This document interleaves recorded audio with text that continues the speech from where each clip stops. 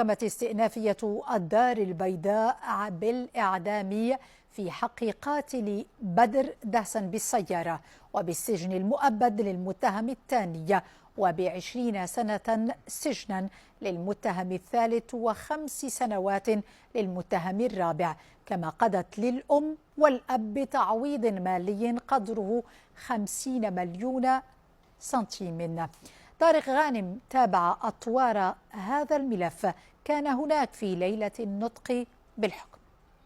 النصر من عند الله. هذا حال أم بدر بعد النطق بالحكم في ملف مقتل ابنها، ملف ماراثوني بدأت أولى جلساته شهر أكتوبر الماضي، وأسدل ستاره ليلة أمس في جلسة امتدت من الساعة 2 زوالا إلى غاية 11 ليلا، وخلالها أصدرت غرفة الجنايات بمحكمة الاستئناف بالدار البيضاء أحكامها في ملف مقتل ودهس الشاب بدر بوالجواهل، وتوزعت الأحكام بين الإعدام لصاحب السيارة المتهم الرئيسي والذي نفى جميع التهم المنسوبة إليه في كلمته الأخيرة أمام المحكمة.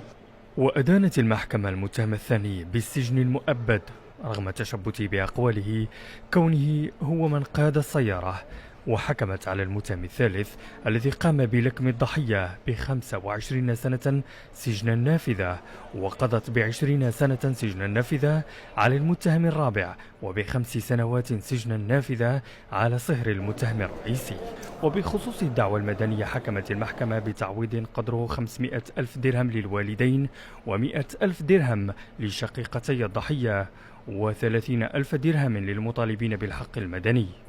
وتعود قضية مقتل ودهس الطالب بدر بوالجواهل إلى صيف السنة الماضية، حادثة هزت الرأي العام وقتها، خاصة بعد انتشار شريط فيديو يوثق لعملية مقتله ودهسه بأحد مطاعم عين دياب الدار البيضاء.